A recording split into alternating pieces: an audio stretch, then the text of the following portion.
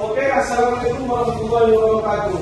Waalaikumsalam warahmatullahi wabarakatuh. Hari ini kita akan membahas tentang yang ada keempat, yaitu tentang khutbah, tabligh, dan dakwah. Baik, satu orang laki-laki, karena memang khutbah ini kan laki-laki yang prakteknya. Di belakang. Coba menurut pendapatmu, apa yang perlu tentang khutbah? Yang ada di pikiran yang di bidang siapa? Saya Pak, itu ceramah. Ceramah. Gimana ceramahnya? Masjid. Oke, lagi. Jumat. Itu tentang khutbah. Si Maryam, menurut pendapatmu, coba dulu jelas kenapa tabligh?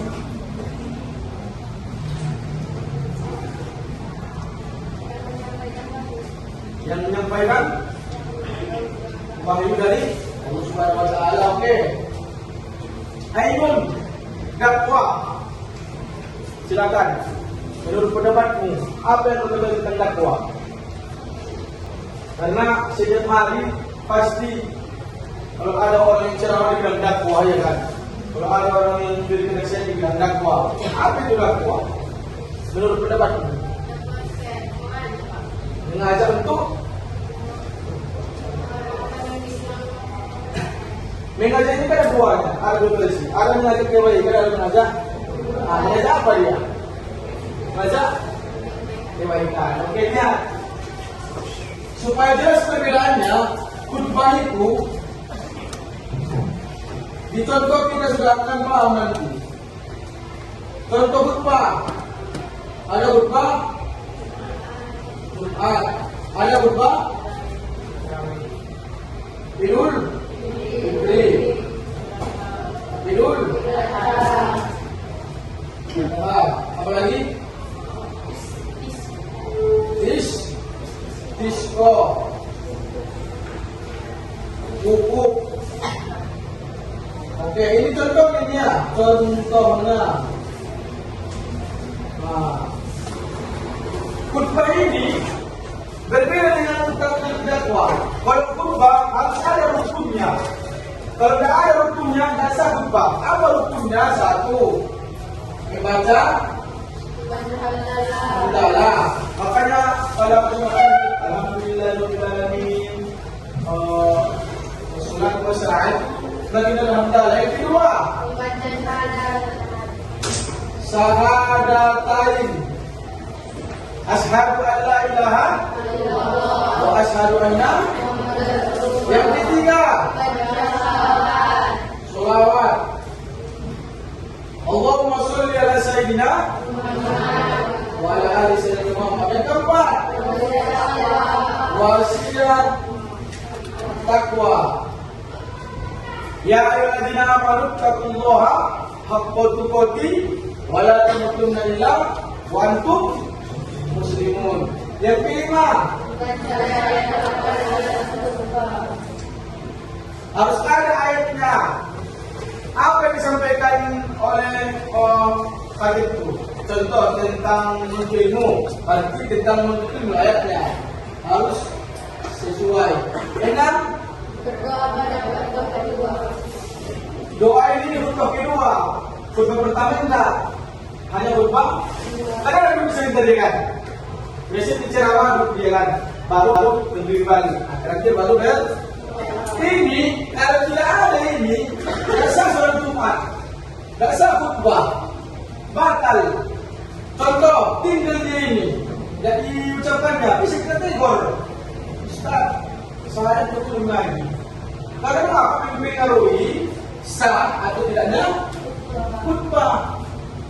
Udah, langsung sini kan? Oke, satu. Dua, tabligh. Tabligh ini sangat berbeda dengan khutbah. Kalau khutbah soal ini bagaimana? Ini tidak keras. Maka tabligh itu boleh ustaz tuh diskusi sama audiensinya. Bapak Ibu, boleh dia bertanya, boleh dia apa namanya itu interaksi ya gitu ya. Kalau boleh, atau mau menanti pun tidak bisa. Dia harus fokus sama yang ini, yang enam. Maka tempat itu salah lawak harus seri. Sakral dia sama dengan ambil pagi ya sih. Itu macam khutbah itu. Karena dia serius. Sakral atau sakral. Seperti itu dia. Tempatnya berbeda. Berbeda tempatnya. Kalau khutbah tempatnya contoh Jumat di masjid. Kalau khutbah di Fitri boleh di lapangan? Boleh.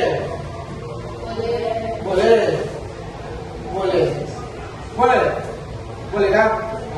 Asalkan jamaahnya ada. Gitu dia. Kalau tabligh di mana saja bisa. Di situ nggak bisa. Pengajian bulanan kita tabligh itu. Tapi kita menyampaikan dari. Baik, kalau Allah.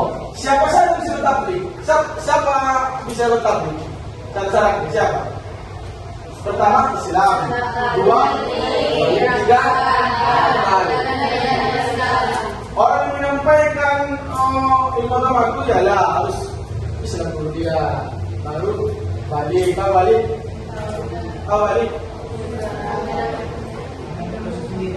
jadi bahasa gitu, baru dan kilo, dia kan, dan gila dia, tapi harus waras, terakhir.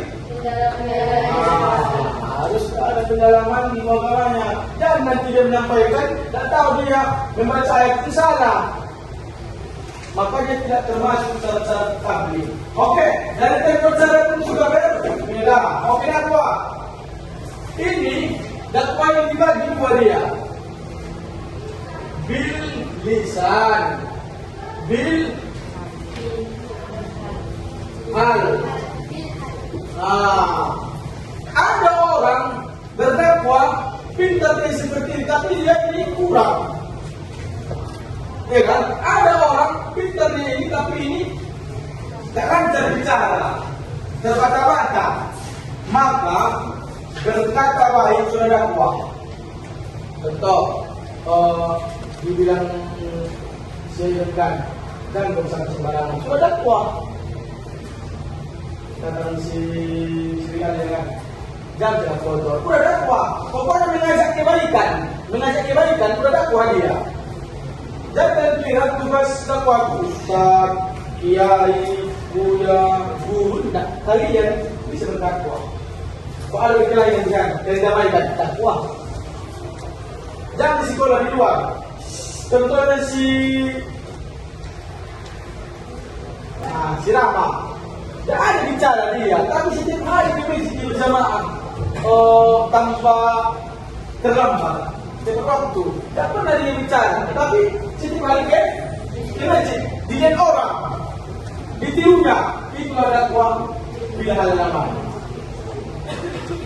Kalau di sekolah, diam saja dia, tidak pernah dia menyakiti perasaan orang. Nah, kalau bicara yang penting-penting saja, itu termasuk sekolah itu.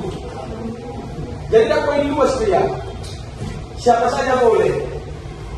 Udah, dan kira dakwah terus teman.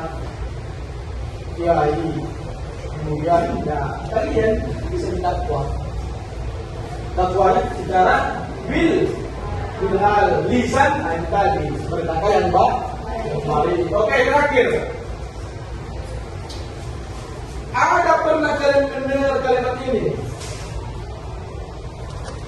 Amar ma'ruf nahi munkar. Apa itu amar ma'ruf? Apa itu nahi munkar? Siapa boleh berpendapat satu orang? Apa itu amar ma'ruf? Apa itu nahi munkar? Pernah mendengar ini kan? Beramar ma'ruflah dan bernahi munkar. Apa itu? Ya silakan. Saya masih mana? Wih, silakan. Jadi Pak, menurut saya amar ma'ruf nahi munkar itu berbuat dalam kebaikan selain kamu bisa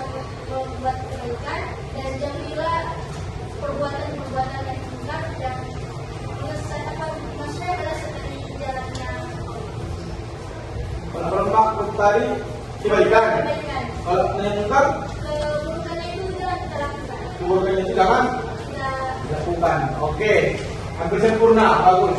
Tepuk tangan dia dulu. Ya, yang disampaikan ini ya tentang kebaikan ini mencegah. Apa mencegah? Keburukan. Banyak orang mampu selamat. Contoh, dia sholat, dia sedekah, dia zakat, dia umroh, dia haji, selamat. Tapi yang nomor dua selamat dia. Apa tadi yang nomor dua? Nahi mungkar. Nahi mungkar itu ketika ada sekelilingnya berbuat kejahatan, dia. Itu pula. Tidak, badan yang sambut, badan yang sudah. Siapa dalam Islam, kalau ada ini kita lihat, satu, harus dicegah dia. Dua,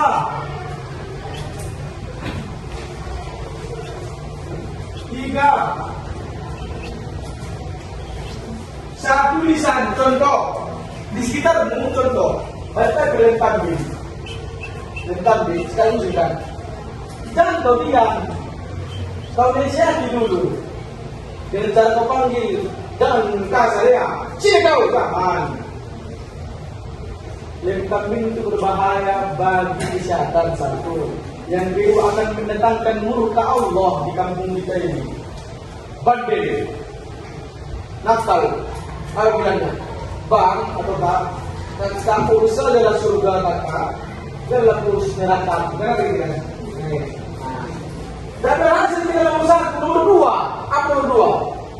Kekuasaan. Apa maksud kekuasaan Pak? Yang memegang kekuasaan yang berpengaruh. Contoh di lingkungan apa? Kepling. Laporkan, Pak Ket, Buket sudah merajalela di kampung kita itu lentang nih. Tolong dulu Buket atasi itu supaya jangan ikut anak-anak yang gitu kan. Nah. Dan juga tambah berkembang, tambah banyak, tidak ada pengaruhnya. Maka selemah-lemah iman adalah doa, bukan disumpah. Ya, di doa, ya Allah, bakal dari Allah, mungkin dia belum taubat, mungkin dia belum mengetahui bersemangat tentang lepas pintu Allah. Nah, gitu kan. Nah, orang Islam, orang beriman, kalau ada kemungkaran, dicegahnya dengan yang tiga ini.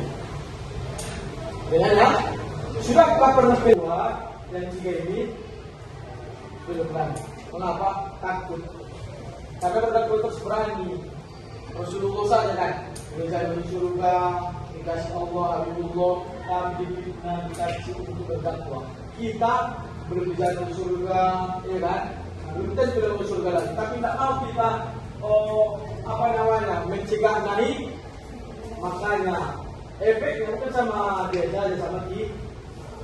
Kalau suatu kaum itu berbuat maksiat, yang pintar, yang cerdas, yang tahu sama diam, maka datang gempa semua kena. Apakah datang gempa desa yang mengalami? Kita tidak. Di masalah. Tidak ada. Datang tsunami, apakah kita selamat? Semua pukul rata. Maka kita harus saling mengingat tawasaw bil haq wa tawasaw bis saling mengingat tentang cara kita. Ya, siapa yang mengingat tamu alhamdulillah. Nah, kalau sudah kawan mendiamkanmu, apapun yang kau buat berarti dia tidak sayang, tak cinta, tidak peduli sama Allah. Dan kau tidak peduli, soal kau tadi juga hasil pulang mereka itu sudah termasuk kita ini. Untuk tadi bersyukurlah itu untuk pribadi. Ketika nanti hilang remetan, tiada orang tuamu, barulah masuk status medsos rindu berbeda mama. Ada gitu kan? Nah, pas kalian namanya dari siapa yang saya mengingatkan? Guru, orang tua, kawan sebaya, bersyukurlah. Karena itulah emang yang sesungguhnya. Ya, jangan kau bilang, jangan. Karena dia menyelamatkan kita. Oke, paham? Oke, alhamdulillah, paham. Sudah paham berbeda dia? Oke, berikutnya supaya lebih mantap. Maka baik kelompok ini kelompok satu, kelompok dua, Kelompok 3. Kelompok 1 silakan diskusikan tentang khutbah. Kelompok 2 tentang tabligh. Kelompok 3 tentang dakwah. Silakan. Mulai dari sekarang. Apa ya? Lagi? Ada cara, pada lagi kok. Satu orang mesti siapa? Tidak. Contohnya tabligh. Kalian beri kasih tabligh. Dalam presentasikan dia. Ya, ini tadi dakwah. Dari satu. Dari lupa apa, dari tabligh apa, dari apa. Disabilitas. Satu orang saja. Iya, kita aja dia. Apa? Kita aja dia. Kalau bisa sambil aja. Pokoknya ada yang boleh presentasi dengan sama kawan kalian. Itu aja. Silakan Bapak kasih waktu ini supaya saya lagi ini. Jam 2. Dari kelompok 1 khutbah silakan. Ya, siapa ada yang ada kelompok 2 dan 3. Baik, di sini saya akan menjelaskan seputar khutbah. Khutbah menurut bahasa berasal dari kata yang bukan khutbatan, yang bermakna memberi nasihat dalam kegiatan ibadah seperti salat, wukuf, dan nikah. Menurut istilah, khutbah berarti kegiatan ceramah kepada sejumlah orang Islam dengan syarat dan rukun tertentu yang berkaitan langsung dengan keabsahan atau kesunahan ibadah. Kemudian, rukun khutbah adalah membaca hamdalah, membaca syahadatin, membaca salawat, berwasiat takwa, membaca ayat Al-Quran pada salah satu khutbah dan berdoa pada khutbah kedua. Dalil khutbah adalah ud'u ila syabibi rabbika bil hikmati wal mau'izatil hasanati wa zadil billati hiya ahsanu. Inna rabbaka huwa a'lamu biman dhalla an syabibihi wa huwa a'lamu bil muhtadin. Yang artinya, serulah manusia kepada jalan Tuhanmu dengan hikmah dan pengajaran yang baik, dan berdebatlah dengan mereka dengan cara yang baik. Sesungguhnya Tuhanmu dialah yang lebih mengetahui siapa yang sesat dari jalannya, dan dialah yang lebih mengetahui siapa yang mendapat petunjuk. Quran Surah An-Nahl Surah 16 ayat 125. Baiklah, saya mempersilakan kepada kelompok 2 dan kelompok 3 untuk memberikan pertanyaan ataupun menanggapi seputar dengan khutbah. Ya, silakan.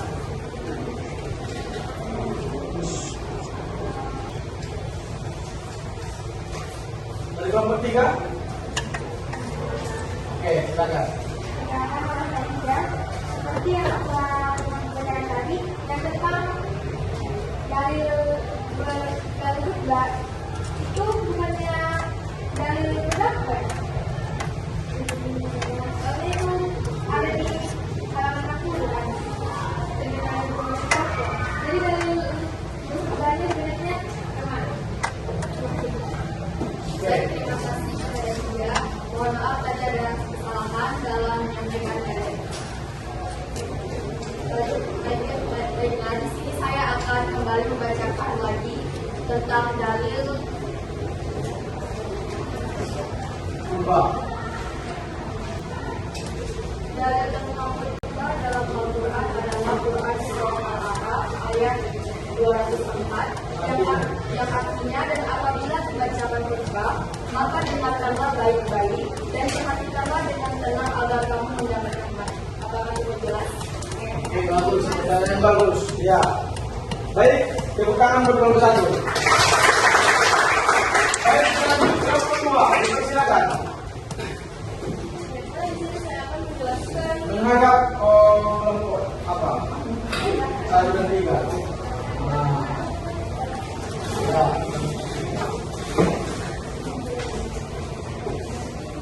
di sini saya akan menjelaskan tentang tabligh berasal dari kata balagha yuballighu. Tabligh yang pertama Islam, yang kedua balik, tiga berakal, Islam. Etika dalam menyampaikan tablik. 1.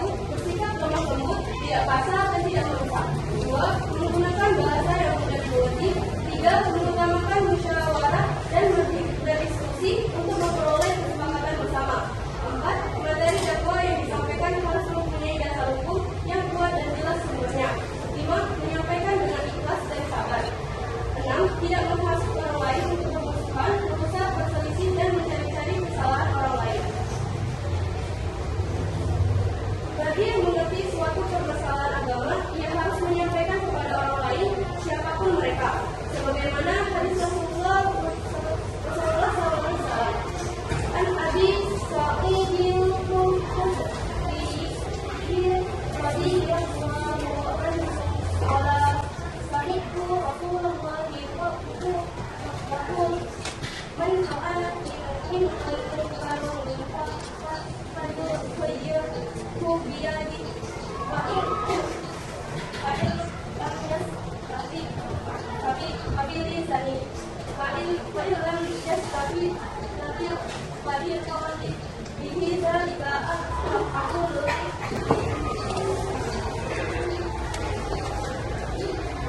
dari Abi Sa'id Al-Khudri, artinya dari Abi Sa'id Al-Khudri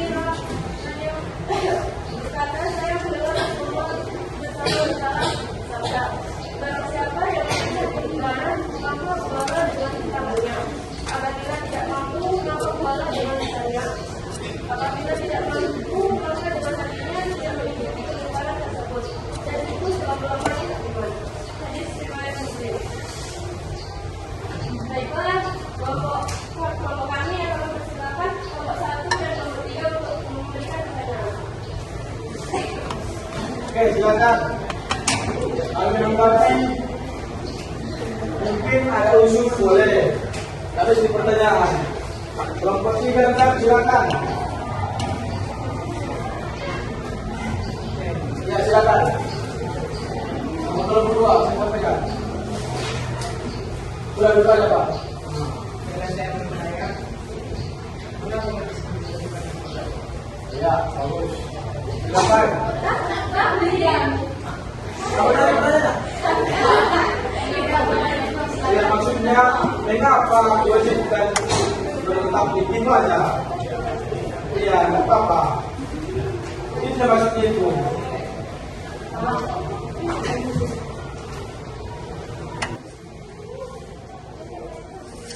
Diwajibkan, itu kalau tanya, diwajibkan itu. Saya nggak ada dalilnya, ada.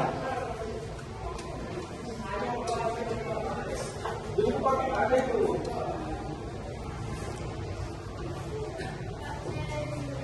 Ya silakan. Jadi kenapa kita dari pertanyaannya kenapa karena dari zamannya Allah Subhanahu wa taala telah mewajibkan kepada Nabi Muhammad, lalu Nabi Muhammad kembali mewajibkan perkataan oleh Allah Subhanahu wa taala kepada sahabatnya dan tabi'in dari sahabatnya ke pengikut sahabatnya. Jadi kenapa kita diwajibkan untuk tabligh? Karena tabligh itu adalah sifat atau tabligh itu berdampak positif yang dimana tabligh itu mencegah kita dari hal-hal yang tidak disukai oleh Allah. Dan kenapa tidak diwajibkan tabligh? Karena kita beragama Islam di mana kita diwajibkan untuk menyampaikan hal-hal yang berbau kebaikan dan tidak menyampaikan hal yang Silakan India. saya pelajaran kelompok 3 menjelaskan sedikit materi dakwah. Menurut istilah, dakwah adalah kegiatan mengajak orang lain, seorang atau lebih ke jalan Allah SWT secara lisan atau perbuatan.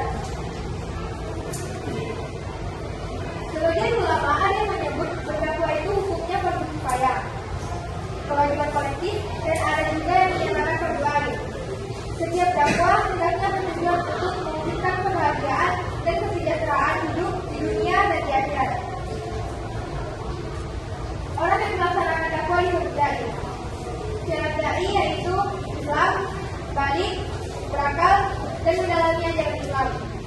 Etika dalam berdakwah yaitu yang pertama, dakwah dilaksanakan dengan hikmah, yaitu ucapan yang jelas, tegas, dan sikap yang bijaksana. Yang kedua, dakwah dilakukan secara mau'izatul hasanah atau nasihat yang baik, yaitu cara persuasif tanpa kekerasan dan edukatif memberikan pengajaran. Yang ketiga, dakwah dilaksanakan dengan memberi contoh yang baik atau uswatun hasanah. Yang keempat, dakwah dilakukan dengan mujadalah, yaitu diskusi atau tukar pikiran yang berjalan secara dinamis dan satuan serta menghargai pendapat yang lain. Dalilnya, dalil sifat takwa artinya berbuat atau manusia pada jalan Tuhanmu dengan hikmah dan pengajaran yang baik, dan berdebatlah dengan mereka dengan cara yang baik. Sesungguhnya Tuhanmu dialah yang lebih mengetahui siapa yang sesat dari jalannya, dan dialah yang lebih mengetahui siapa yang mendapat petunjuk. Quran Surah An-Nahl ayat 16, Surah 16 ayat 125. Baiklah, mungkin itu penjelasan dari materi dakwah kami. Diberikan kesempatan untuk kelompok 1 dan 2 mengajukan pertanyaan. Menanggapi atau memberi saran? Menanggapi atau memberi saran atau menyampaikan.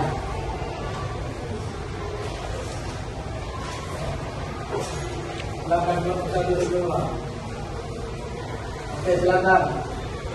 Baik, saya bertanya kepada kelompok 3. Di sini saya ingin bertanya, apakah ketika guru menjelaskan kepada siswanya itu termasuk dakwah?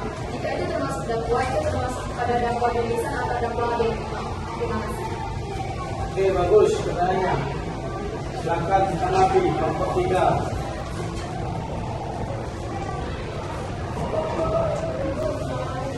Baiklah, terima kasih. Pertanyaan dari kelompok 1 itu yang diajukan oleh pertanyaan kelompok 1 itu termasuk dakwah, dan itu termasuk ke dalam dakwah di lisan. Apakah itu jelas? Jelas. Oke, hapus buat kelompok 3. Baik, yang di pemaparan kelompok 1, 2, 3 itu intinya tidak akan dilakukan. Yang pertama, harus tahu membedakan khutbah, takbir, dan sebenarnya yang 3 ini itu yang disampaikan di sini apa tadi? Itu maksudnya itu karena orang menganggap yang 3 ini dakwah. Karena dakwah itu sendiri artinya mengajak, ya kan, merangkul. Jadi pertanyaan kamu tadi itu bagus semuanya karena sudah mengarah dia. Artinya apa? Kalau kalian kan sudah sampai tadi, setiap kita itu semua itu berkewajiban untuk berdakwah. Cuma dakwahnya sesuai dengan kemampuan dan situasi ini kalian. Siswa berdakwah dengan siswa, ya kan? Guru berdakwah dengan gurunya, polisi berdakwah dengan polisinya, ya kan? Apa contoh dakwah polisi contohnya? Apa? Mengamankan masyarakat berdakwah supaya jangan menimbulkan keonaran. Kalian kan contoh dokter, kalian berdakwah dengan dokter, apa dakwahnya? Menyembuhkan orang supaya bisa diberi bahan, kan itu kan? Jadi semua yang tidak dibahas ini itu intinya adalah kewajiban buat kita semua, tapi sesuai dengan keadaan masing-masing. Dan merata semuanya. Maka saya sampaikan, bukan tugas ustaz, bukan tugas ulama, bukan tugas